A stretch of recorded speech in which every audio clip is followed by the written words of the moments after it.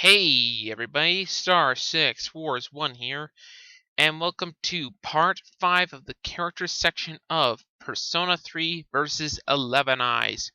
For this one, we are taking a look at Misuzu vs Mitsuru.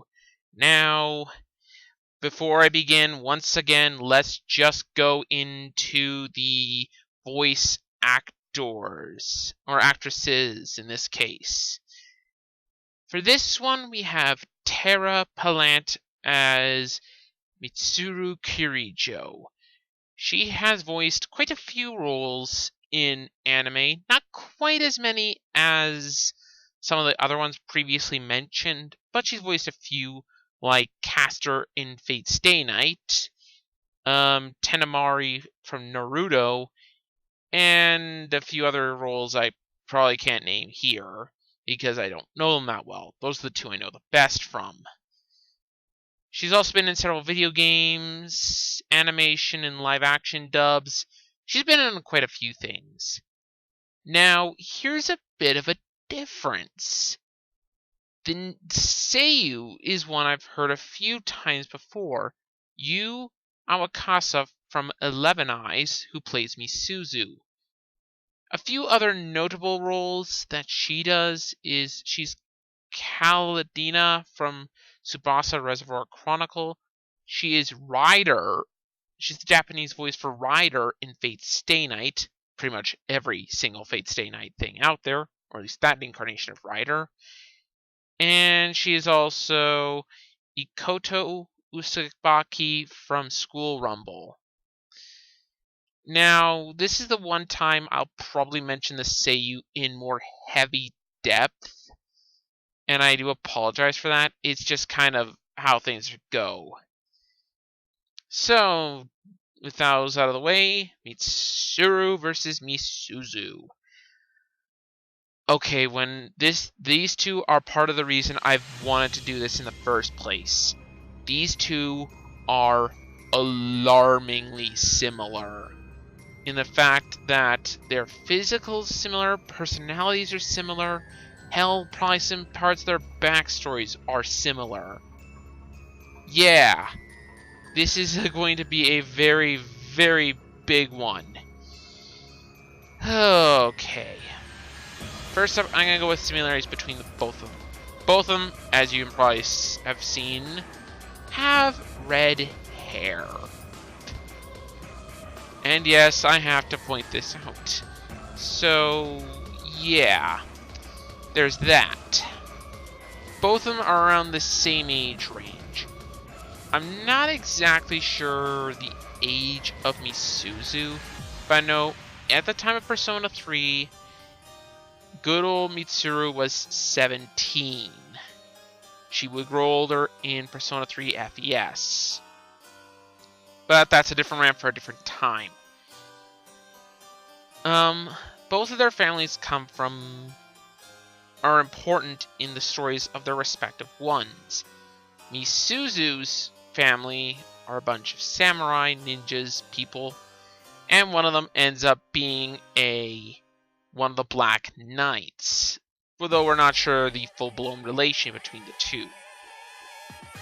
Mitsuru comes from the Kirijo family, aka the ones who pretty much kicked off the plot, with the grandfather who pretty much was the one who started this whole thing with the shadows and tried to end the world with them. Yeah, he was a bit of a nihilist apparently. And then there's Mitsuru's father, who's trying to fix it all, along with Mitsuru herself.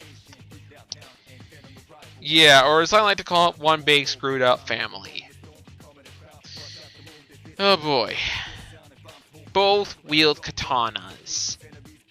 Now, definitely Mitsuru wields the rapers, or one-handed swords. So, yeah, that's pretty damn similar. Can you see where I'm going with this? Yeah, these two are pretty damn similar. Both of them can be considered good leaders.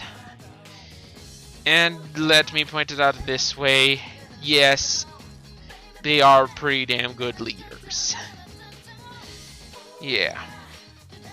Both of them are love interests. Optional love interests.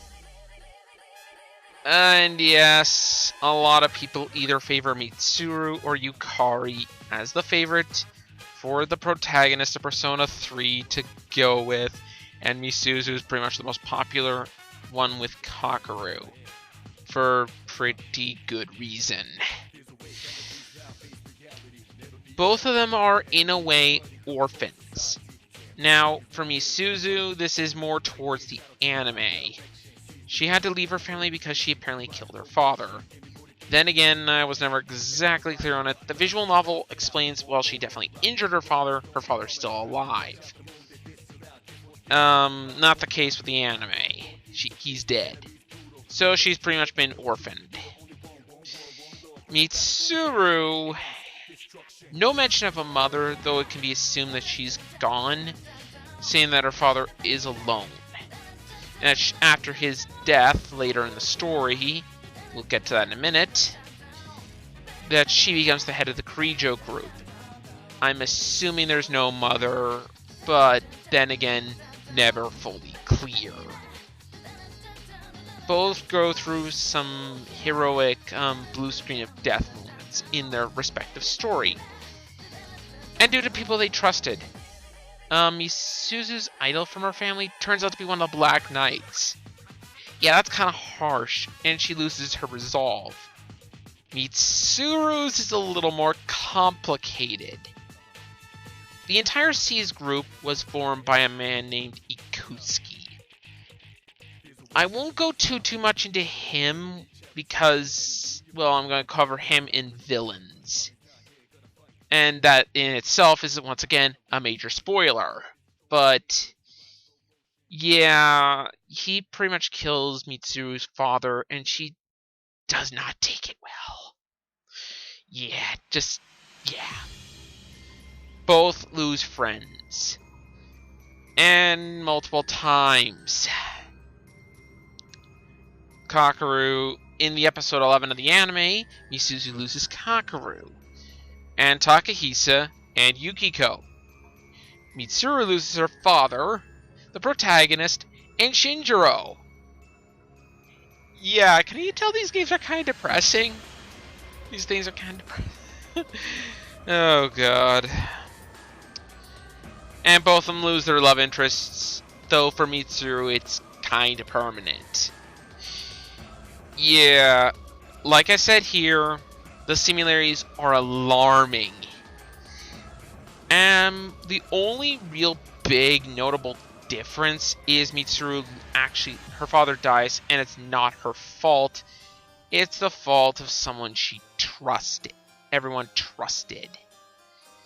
Yeah, again, we'll get to him later. Like I said before, these two are alarmingly similar. So much so that I cannot choose a winner. Although Mitsuru is, I think, more developed throughout the story, I cannot say that Misuzu isn't either. She goes from a bit of a loner to a pretty good leader and all-around good friend. And Mitsuru can be considered a little harsher. No offense to Mitsuru, but she's a little harsher. So both of them have their faults, both of them have their strengths, both are alarmingly similar. This is a tie. Anyways, that's all from me. This has been Star 6 Wars 1, and I will see you in the next episode for Hikaru versus Fuka. See you guys then.